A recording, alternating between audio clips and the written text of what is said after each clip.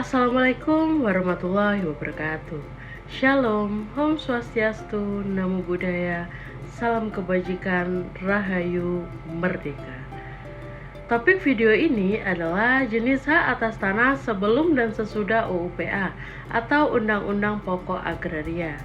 Video ini dibuat guna memenuhi tugas evaluasi akhir semester mata kuliah Hukum Politik Agraria, Fakultas Ilmu Sosial dan Politik, Prodi Administrasi Publik, Universitas 17 Agustus 1945 Surabaya.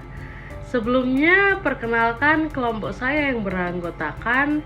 Yang pertama, Febrianti Inagita, dan yang kedua ada Deva Putri, dan yang ketiga saya sendiri, Reza Artameziana, dengan dosen pengampu Bapak Edi Wahyudi, SH, MSI.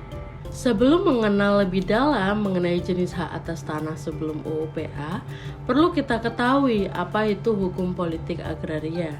Hukum politik agraria adalah kebijakan-kebijakan hukum yang ditetapkan dan diterapkan oleh pemerintah dalam memelihara, mempergunakan, mengusahakan, mengambil manfaat, mengurus dan membagi tanah dan sumber daya alam lainnya, termasuk hasilnya untuk kepentingan kesejahteraan rakyat dan negara. Selanjutnya, saya akan menjelaskan hak atas tanah sebelum UUPA. Dalam hukum agraria Belanda, yang pertama adalah eigendom. Eigendom adalah hak dengan bebas mempergunakan suatu benda sepenuh-penuhnya dan untuk menguasai seluas-luasnya asal tidak bertentangan dengan undang-undang atau peraturan-peraturan umum dan tidak mengganggu hak orang lain. Pencabutan eigendom untuk kepentingan umum dilakukan dengan pembayaran yang layak atau sepadan. Terdapat tanah partikelir yang mana ialah tanah eigendom di atas nama pemiliknya.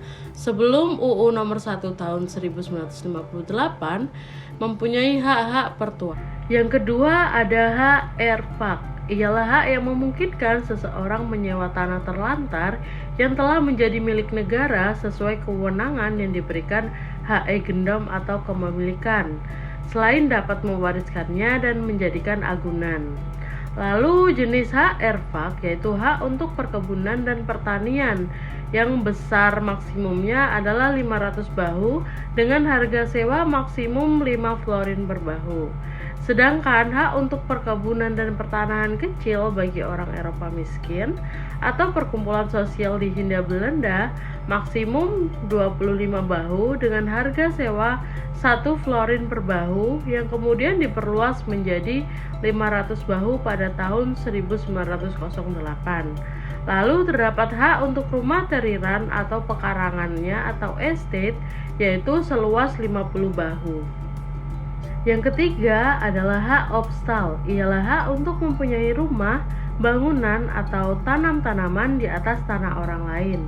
Hak untuk mempunyai gedung-gedung bangunan dan penanaman di atas pekarangan orang lain terdapat pada pasal 711 KUH Perdata. Yang keempat ada gebruik atau Rex van Gebruik, hak kebendaan atas benda orang lain bagi seseorang tertentu untuk mengambil benda sendiri dan memakai apabila ada hasilnya, sekedar buat keperluannya sendiri beserta keluarganya.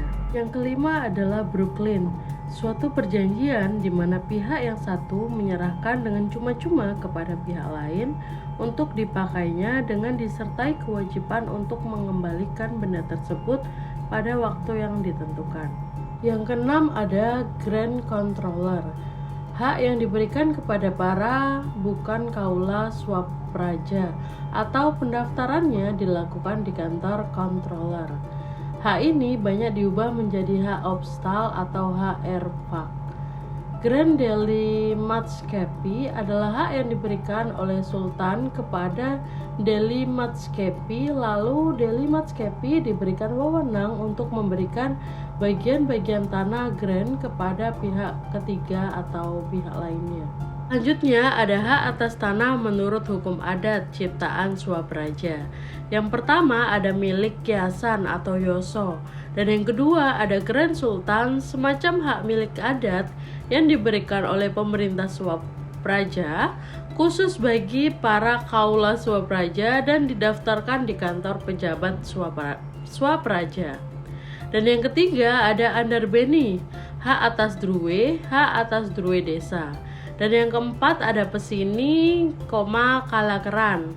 Dan yang kelima ada Ganggam Bantuik. Dan yang keenam ada Anggaduh, Bengkok, Lungguh, Pituas, Gogol atau Kuli, dan Perdikan. PMNA KBPN nomor 5 tahun 1999 tentang pedoman penyelesaian masalah hak ulayat masyarakat hukum adat terdapat tujuan yaitu untuk melaksanakan urusan pertanahan dalam kaitannya dengan hak ulayat yang masih ada di daerah tersebut dengan kriteria hak ulayat yang pertama yaitu adanya masyarakat hukum adat tertentu, yang kedua adanya hak ulayat yang menjadi lingkungan hidup dan tempat mengambil keputusan hidup masyarakat hukum adat, dan yang ketiga adanya tatanan hukum adat mengenai pengurusan, penguasaan, dan penggunaan tanah ulayat yang berlaku dan ditaati oleh masyarakat hukum adat. Selanjutnya terdapat pengakuan hak ulayat dan hak-hak yang serupa dari masyarakat hukum adat. Dengan mengingat ketentuan-ketentuan dalam pasal 1 dan 2 pelaksanaan hak ulayat dan hak-hak yang serupa itu dari masyarakat hukum adat. Sepanjang menurut kenyataan masih ada, harus sedemikian rupa sehingga sesuai dengan kepentingan nasional dan negara, yang berdasarkan atas peraturan bangsa serta tidak boleh bertentangan dengan undang-undang dan peraturan-peraturan lain yang lebih tinggi, terdapat pada pasal 3 Waskita 2019. Saya akan menjelaskan jenis hak atas tanah setelah berlakunya UU-PA Hukum Agraria Nasional. Yang pertama adalah hak milik. Hak milik adalah hak turun-menurun, terkuat dan terpilih yang dapat dipunyai orang atas tanah. Di sini memiliki ciri-ciri. Yang pertama, dijadikan jaminan hutang, digadaikan, yang dialihkan yang artinya dijual belikan atau tukar menukar, dan dilepaskan dengan sukarela. Yang kedua adalah hak guna bangunan. Hak guna bangunan adalah hak untuk mendirikan dan mempunyai bangunan-bangunan atas tanah yang bukan miliknya sendiri dengan jangka waktu paling lama 30 tahun. Yang ketiga adalah hak guna usaha. Hak guna usaha adalah hak untuk mengusahakan tanah yang dikuasai langsung oleh negara dalam jangka waktu sebagaimana tersebut dalam pasal 29 guna dalam perusahaan pertanian, perikanan, dan peternakan. Yang keempat adalah hak pakai. Hak pakai adalah hak untuk menggunakan hasil tanah dari dikuasai langsung oleh negara yang memberi wewenang dan kewajiban yang ditentukan oleh surat keputusan pejabat. Hak pengelolaan adalah hak yang menguasai dari negara yang kewenangan pelaksanaannya sebagian dilimpahkan kepada pemegangnya berdasarkan pasal 67 ayat 1 dan ayat 2 PMNA atau KBPN nomor 9 tahun 1999 dapat diberikan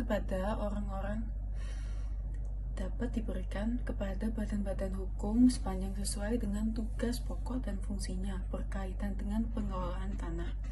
Pemegang hak pengelolaan mempunyai kewenangan untuk merencanakan peruntungan dan penggunaannya tanah untuk keperluan pelaksanaan tugasnya, menyerahkan bagian-bagian tanah tersebut kepada pihak ketiga dan atau bekerjasama dengan pihak ketiga.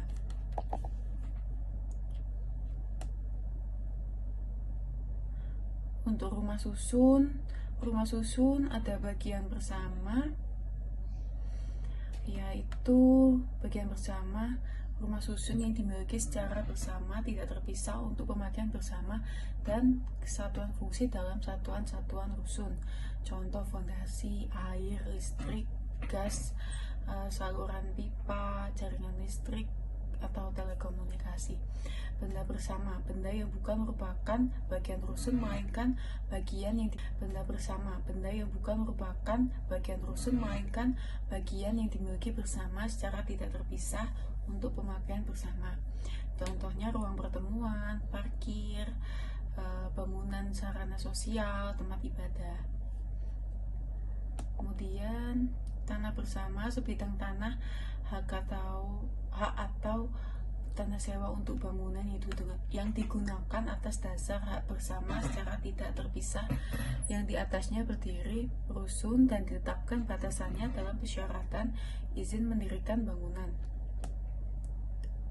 Untuk tanah wakaf itu peralihan hak yang terjadi sebagai akibat dibuatnya akta ikrar wakaf oleh wakif kepada nazir sehingga tanah tersebut menjadi wakaf.